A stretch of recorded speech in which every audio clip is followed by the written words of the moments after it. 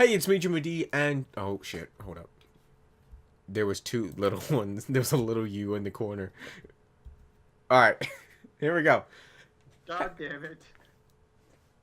Hey, it's me, Jimmy D, and welcome to day 2 of the Jimmy D's Christmas countdown. I'm here with the one and only Cody. Um, Fucking asshole. You just get that big build up. I'm here for the one and only. That's right, ladies and gentlemen. Backed by popular demand. Cody. I mean, yes. Um, so day 2 is all about the best animation of 2018. This is our personal opinions, what we feel like was the best animated show uh, to come out in 2018, or to be still airing in 2018. I will let you have the honors of going first. Okay. Now, we mean animation. We mean both. Because you have to specify this. Eastern and Western. Yes. Because, it's going to be honest, there's not really many good uh, Eastern animation that came out this year. There's She-Ra, Castlevania, The Dragon Prince. Now, this isn't animated movies. This is just purely television, I assume, right? Yes, that's what we're And dealing with. DuckTales. Yes. You know, by the Little way, Green in the Big City. yes. Disney XD, same people who made DuckTales reboot, is doing a reboot of the New Adventures of Winnie the Pooh in the format like DuckTales. That could work. Winnie the Pooh is like Scooby Doo. It's fucking timeless. Yeah. Like no matter how you do Winnie the Pooh, it's fucking Winnie the Pooh. Yeah. You know. Um. Um, So, what is your best Mine, animation? because I haven't watched a lot of Western animation shows. I stayed mostly on the anime of the East Coast the East Coast. No, I've got that flipped. Fuck, it's late. Um, I haven't watched a lot of American animated shows. I stick mostly with anime over in Japan. Yeah. And my favorite show is little known show that I think everybody should watch, even if you don't like anime, is a show called Megalobox. Okay, tell me about it. Megalobox is basically okay. It's if Real Steel met Cowboy Bebop in the style of a '90s hip hop um, animation video.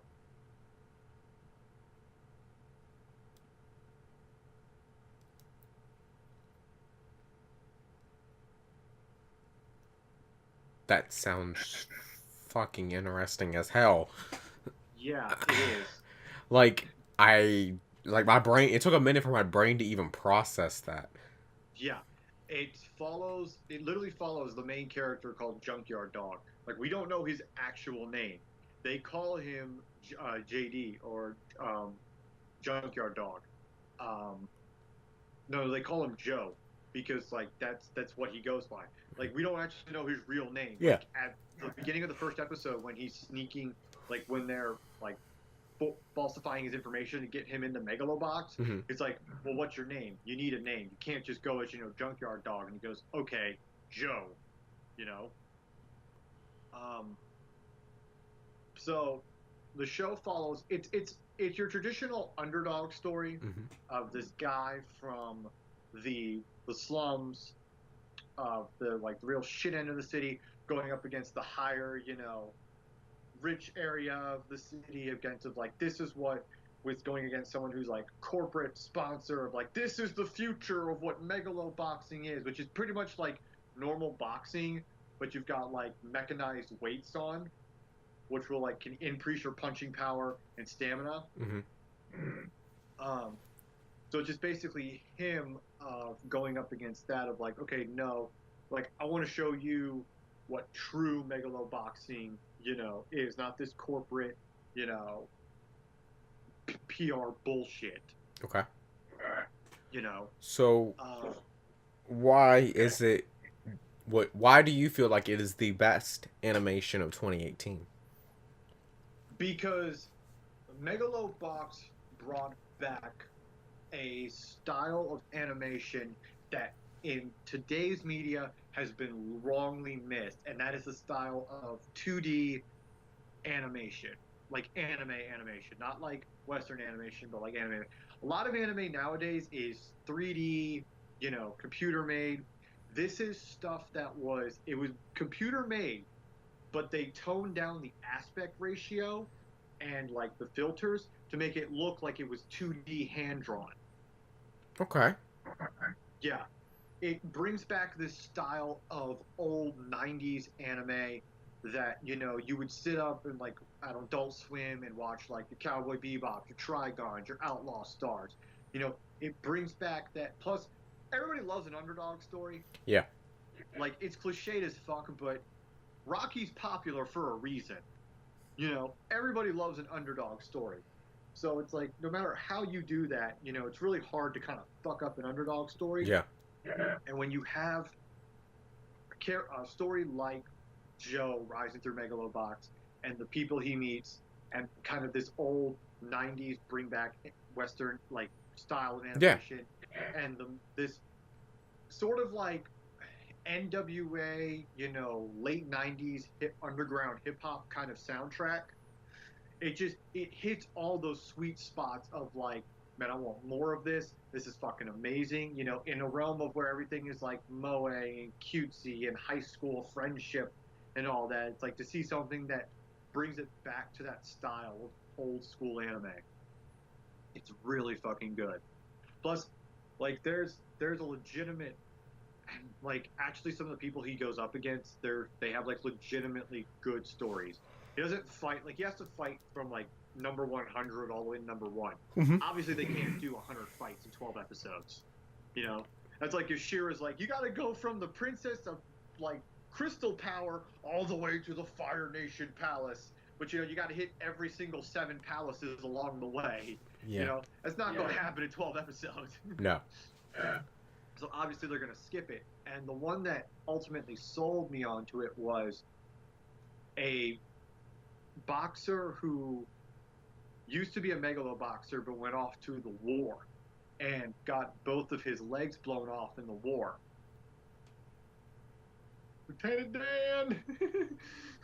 Yeah, I know it was coming. I know it was coming. Got new legs, Lieutenant Dan. Because Joe's trainer was the one who was training him for, Megalobox, but he got drafted into the service, and he promised him, hey, go off, go to the service, come back. This boxing station will always be here. Obviously, that didn't fucking happen. But here this dude comes back from the war, damn near died, fucking depressed as shit, and now he goes to this one good thing he has, and it's just taken from him. There comes a moment to where like he literally puts like there's this really dark fucked up moment where he has a gun in his mouth and he's ready to pull the fucking trigger, and he's like he sees or hears that his old trainer is pretty much working in the underground, and he's like, nah, you know what, I'm coming after revenge for your fucking ass. Like, you abandoned me for this new guy. I'm gonna take everything from you because you took everything from me. Damn. Also, I think there's a really bad like when because like literally in the first episode, the main villain, who's like the big corporate sponsor named Yuri, he literally comes down to the slums to meet Junkyard Dog, and he's just talking mad shit to him. He's like, oh, you won't know what true boxing is. He's like, that's bullshit. You talk about true megalo boxing, but you're gonna come down here and run your mouth with your big machines. And he's like, all right, I'll give you 2 minutes. One of the best lines of the entire series was, oh, so when I beat you, what do you want written on your tombstone? And Joe goes, hey, you idiot, stray dogs don't have tombstones. Damn. It's a great show. It's an anime that, even if you're not into anime, I would highly recommend you sought out to find. The ending's kind of a little, uh, like that's my one big complaint is the ending's kind of, oh, come on guys, doing so well.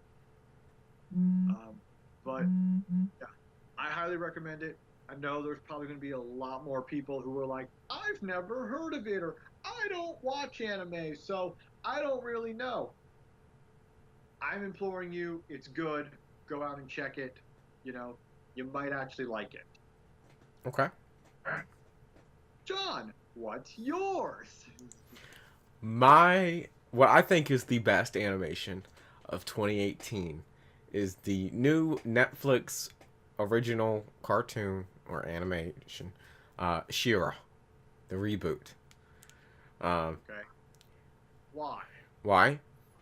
First of all, the art style is amazing. It is some of the cleanest animation I've seen in a long time.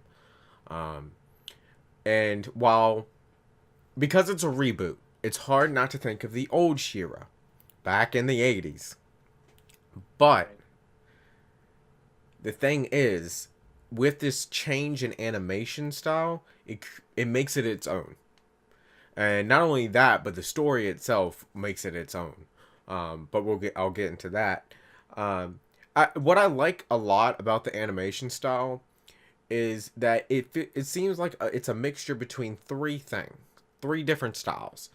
A lot of it seems like it's a mixture of that Cartoon Network, That Tumblrist Cartoon Network kind of Steven style. Universe. Yeah, because like I was gonna ask you, do you feel that like that kind of style is being oversaturated?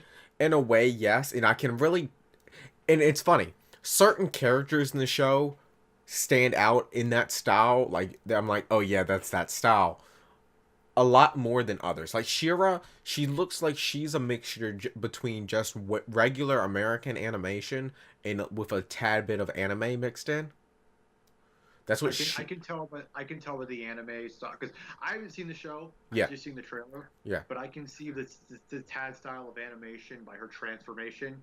Yeah. I'm like that's some straight up Sailor Moon anime transformation type shit. Yes, the transformation is straight up anime, and a lot of the villains, like the villain designs, I would say pull a lot from anime. Like one of the I guess is the general of the army that she was. I don't know shit about this. Yeah, shit. yeah. You're asking the wrong guy. Like, Yeah. what is the She-Ra lore?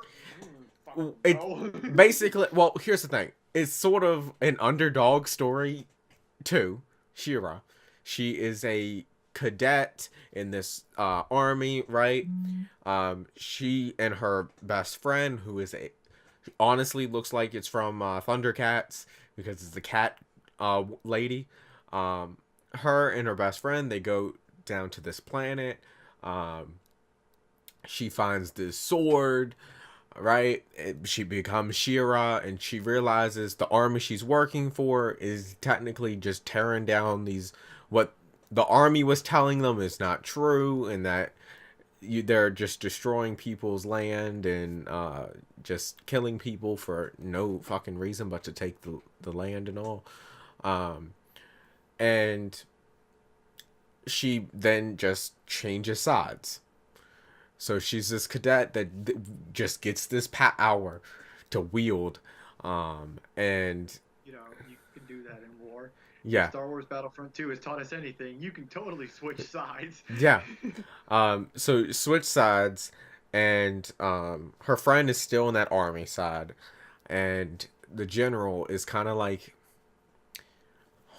It's sort of like a white mask, long white mask with like red, and then it looks like tentacles at the bottom, but it's not tentacles. It's just like the character floats, if you get what I'm saying, and it has like the floating type animation to it, and like the villains are very red and black and very anime style villains. Very Snyder. In a way, yes. Very Snyder, But then, no, don't give us these colors. We need the grays and the blacks and the reds. But here's the thing: when it goes back to She-Ra and on the planets and all, Like, it is bright, it is colorful. Like, there is more color in this than I've seen in a lot of animations lately.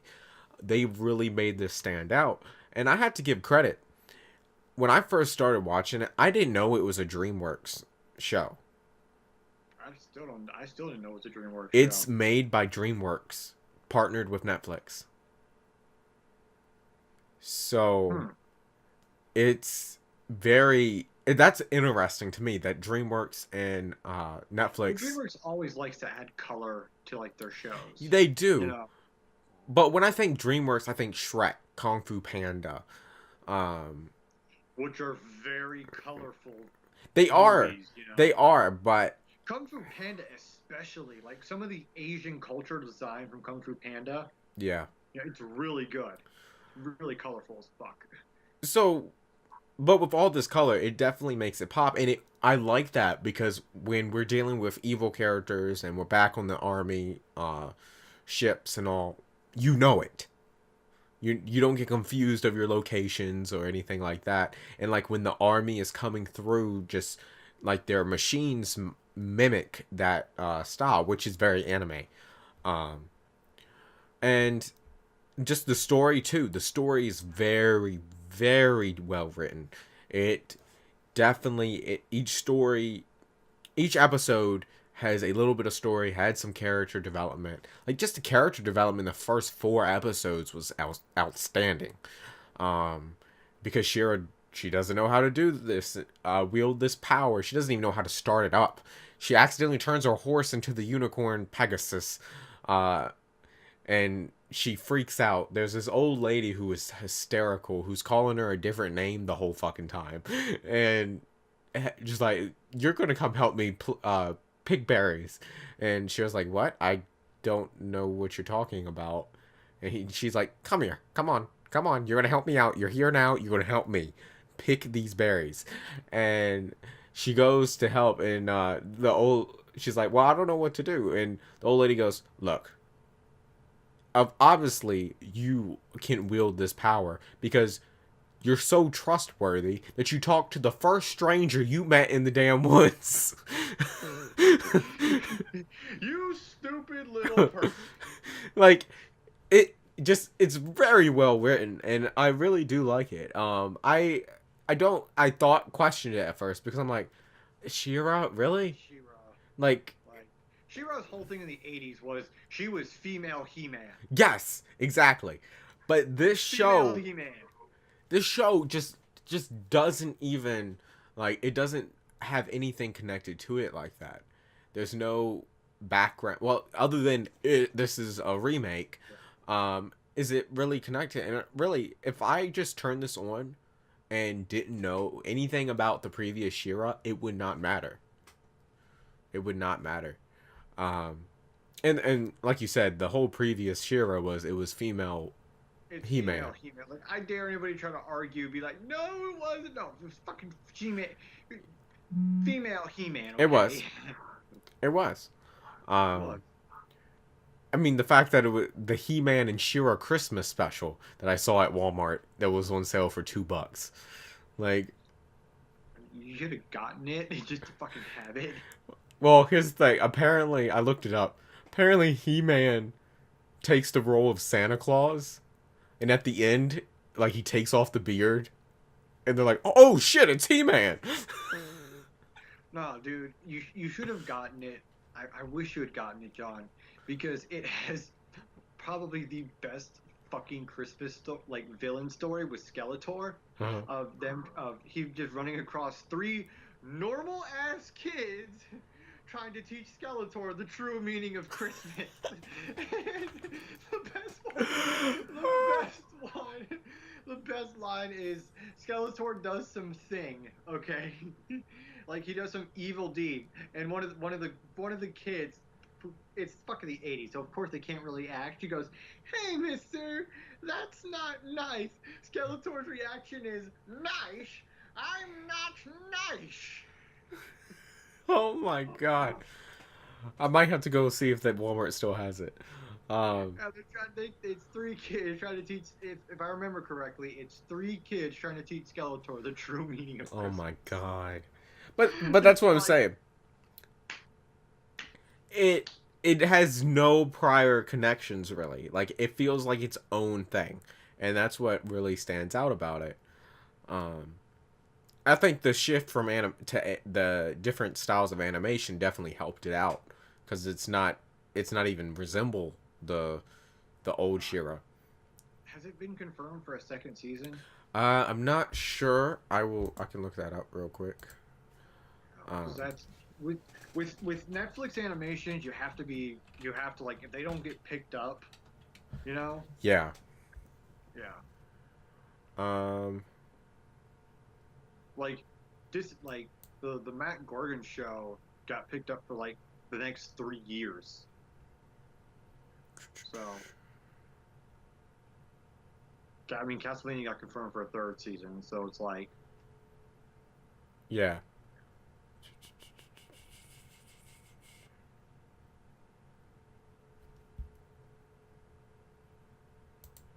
Let's see. big. I mean, it should if fucking Big Mouth has 3 fucking seasons. I know. Big Mouth You is. know. Ugh. It hasn't been officially confirmed yet, Confirmed yet? but Okay. it's been Well, given. But if it's given the green light, uh, and I mean they will expand upon what was in season I one. see them greenlighting it. You know, I don't see why not. they've got enough. They've got enough money. Plus, it's Hasbro, who's willing to dish enough funds into it. Yeah, You know. yeah. Like I mean, I really do enjoy it. Like I'm literally about to go watch. I've started my second watch of it, Mm. and it only came out like a month ago. I need to watch. I need to watch. I need to watch a lot of shit on Netflix. I don't watch Netflix anymore. I mean, I highly suggest Shira. I would put that at the top of the I list. probably will. I've got to watch that. There's like some live action shows I need to watch. Yeah. I, I might fucking act. I say this all the time, but I might actually do it because I literally have nothing else to watch. I might actually try to sit down and sit through Supergirl. Yeah, I know. Like I don't know. I might skip season one, or I might just like pick certain episodes from season one to watch. What I would do the Barry Allen episode. I'm gonna do the John Jones one where they reveal that he is Martian Oh, Manhunter. that Like, was one of the most. That episode was fantastic. I'm gonna do the pilot because you gotta fucking do the. You pilot. got to do the pilot. You gotta do the pilot. I'm gonna do the John Jones episode. Mm-hmm. I'll do the Barry Allen, though I've seen the Barry Allen one like 3 fucking Oh, times. then don't watch it. Yeah. I don't know. We can talk about this Yeah. off screen because I cannot stomach sitting through. I've tried sitting through season 1 4 fucking times and I can't. What I would do, I would start with season 3. I was gonna start season 2. Season 2 is okay. It's the first season. It was on the CW. So while it's better than season 1, it still was trying to find its footing. That's fine. I can give and take a show, you know, Yeah. trying to find its footing, you know. Yeah, but season 3 and 4 just been fucking fantastic. But anyway, That's animation. This is animation. While that's gonna end for the 2018 animation, we couldn't end this episode without mentioning the passing on of the SpongeBob creator. Oh, yeah. It's sad. It is. Definitely didn't see that coming. SpongeBob's honestly one of my favorite cartoons of all time. That was one of the more surprising deaths of 2018. Yes. Like, okay, everyone wants to say Stan Lee. Like, Stan Lee's death is coming out. Stan Lee was 95 fucking years old. Like, okay, I love Stan Lee. Stan Lee to me, if Jack Kirby's the king, Stan Lee to me is the god of the Marvel Universe. Okay? I will always love Stan Lee. Him and Leonard Nimoy, there will always be a special place in my heart for them. But you eventually have to realize, like, there was going to be a time, either if it wasn't now, in the very soon, to where, because everyone always posts that joke, that meme, It's like, there's going to be that one day where you're sitting in a Marvel movie and something doesn't feel right until you see at the very end where it's like in loving memory of Stan Lee, then you just get sad. It's like everyone will comment like, "You shut your dirty whore mouth. That's never going to happen." It's like, yeah, we love to say that, but like realistically, Yeah. you know, But the SpongeBob creator was a surprise. and to ALS too. Yeah. That's what got me. Like, I didn't even know he was diagnosed with ALS. No. The thing is, I don't know when it aired, but my friend sent me a picture. Um, and it I was know, I saw it on Reddit. it came on after an episode of SpongeBob, and it was in loving It was memory. Steven Hillenberg. Forgot what the actual. It was actually there was actually a message Yeah. of it. I can't remember what the message was. But like that's just Like something to the great beyond or something. yeah. I remember like going on Reddit the next day of like people were talking like, hey, join us tomorrow on our Discord. We'll listen to pretty much all the music Yeah. from SpongeBob. Yeah. Like the best one was the best one everyone kept posting was the scene for, I think it was like season 1 where SpongeBob and Patrick had blown the giant big bubble and he goes, "Where do you think he's going? He's going beyond to the great beyond. Goodbye, old friend." And it's just a picture of Steven on the bubble. Oh. Yeah, he's like, "Happy trails." It's like, God damn it, now I'm sad. Damn. Now I'm sad at work. Well, I have the SpongeBob SquarePants Rip My Pants toy that came out when it originally SpongeBob. So he plays the song, he spins around, bends over, and his pants rip. And when I was a kid, my first alarm clock was a SpongeBob alarm clock, and it would sing the fun song. my alarm clock I have now is alarm clock with SpongeBob sits on top. Yeah. And actually speaking of, because this is a video game channel, it actually has some decent SpongeBob video games. Oh, I know I would play the SpongeBob video games a lot. First of all, Disney Infinity, not Disney Infinity, fucking Nicktoons Unite. Yeah. That was one of the best Nickelodeon games in general, where it was One Danny of the Phantom. Nickelodeon games was Battle for Bikini Bottom. That one is fantastic. Yeah. Lights Camera really Action one was good too. That was like a mini game one with a story. Like, I really wish that I could. I really wish I had the. I want to try to find a GameCube because I want a GameCube, but I want to find it to play that game. I mean, I think it came out for PlayStation too. It did come out for PlayStation. Actually, no, I might just get a PlayStation 2 because I want to get a PS2 anyway, because PS2 is such a large fucking library. Yeah, it does. You know. Well, That and actually the SpongeBob movie video game. yeah, that wasn't bad either. But It's honestly, I wouldn't mind owning the first 4 seasons of the original SpongeBob. yeah, Like the first 4 or 5 seasons before the movie. mm-hmm. Because it's actually really good writing. It is. I mean, the fact is, I didn't mean to, but the day after he died, my class watched the chocolate bar episode. Why? Because we were starting a Mice and Men, and a Mice and Men is all about companionship and loyal companions and people doing stuff, 2 guys doing stuff together. So my example for them to understand what true companions are was the chocolate bar episode where SpongeBob and Patrick are selling chocolate bars.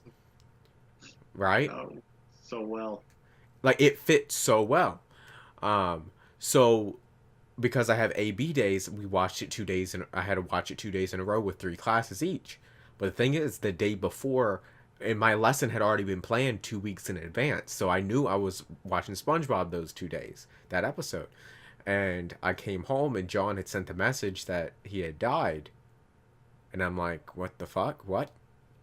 My kids are watching SpongeBob tomorrow. You just show up and on each desk there's just a box of tissues. Mr. Martin, why are there a box of tissues on our desk? Just wait. All will be revealed. Well, here's the thing. Nobody knew we were watching SpongeBob because the way I would describe it was like, we're going to watch a clip from a TV show about two young entrepreneurs who are trying to they go in business and they try to go door to door and sell different things in order to make it and have a better life. And that's how I described it. And then I hit the button and it was chocolate with nuts with the SpongeBob music playing. So it was fantastic. But It works. It's actually a funny ass episode. oh, it is. I was still literally. I had watched it 8 times. Times, and I can still laugh And because you 8 times within 2 days. every time. 8 times within 2 days, and I was still laughing. Because you find something new every time. Yeah. You know. But that's going to do it for day 2. Stay tuned for day 3 when we talk about the biggest letdowns of 2018. But anyways, thank you so much for watching. I hope you enjoyed this stream, and like always, I will see you in the next one. Later. Geek out.